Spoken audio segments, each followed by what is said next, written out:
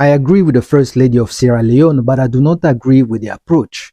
The people elected a man who campaigned for the highest office in the country to bring solutions to the challenges it faces. Now, if like Sway he doesn't have the answers, what is he still doing in office? Ahmed Sékou Touré once said, "Nous préférons la liberté dans la pauvreté à la richesse dans l'esclavage."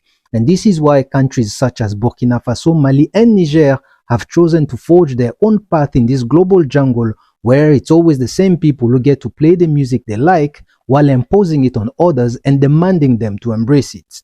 These countries' decisions do not have to make sense to you, to the Anunnakis, even to the Asgardians, as long as they make sense to them, and that is the essence of self-determination. But we live in a world where the unwritten rules says it's illegal to play your own music for yourself, but still, you have the power to agree or not. Now let's examine an excerpt of what the First Lady said word for word.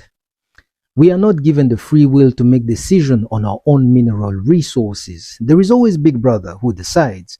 And when you fight and say, no, we are not going to do this, they use the system to stop you. It's either they set you up with the opposition, supporting them against you from behind, or they cause unnecessary chaos in your country so that you are not able to govern your own people." But later in a quote she said, "A company can take as much as $100 million out of the country in terms of minerals, and they can just give the country $10,000, end quotes. But this is nothing new. There is nothing that we have not heard before in our quotes.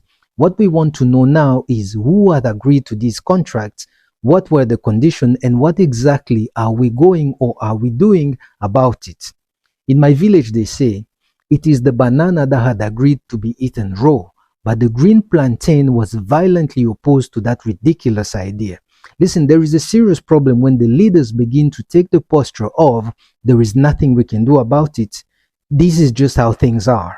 I once read a quote that said, an entire sea of water cannot sink a ship unless it gets inside. There are Africans who allow these practices on a daily basis without a single care in the world. You see, Captain Thomas Sankara once said, and it's one of my favorite quotes, "Il faut choisir entre le champagne pour quelques-uns ou l'eau potable pour tous." Yet, these individuals have embraced the politic of the stomach. As long as they get to eat, they don't care about the rest. And if things turn sour, they will blame it on the people they were in bed with. You see, the patterns tells us that the goal of imperialism has never changed over the centuries.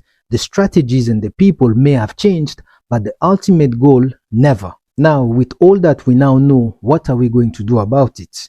It's almost like zookeepers complaining that whenever they step into the tiger's cage, they keep losing a limb, and we keep on focusing on the tiger's actions rather than what the zookeepers must do to avoid it. These talking points are getting old, very old, especially when considering what Burkina Faso, Mali, and Niger have recently shown to the rest of the world and Africa. They felt that it was against their best interest to have French troops on their soil, maintain colonial agreements, and have UN troops and staff on their ground and more. As a result, they simply cancelled all the agreements and told the UN and the rest to leave and looked for other partners because the world is big. And on that, remember what Nelson Mandela once said. One of the biggest mistakes which political analysts make is to think that their enemies should also be our enemies. We, ni nini?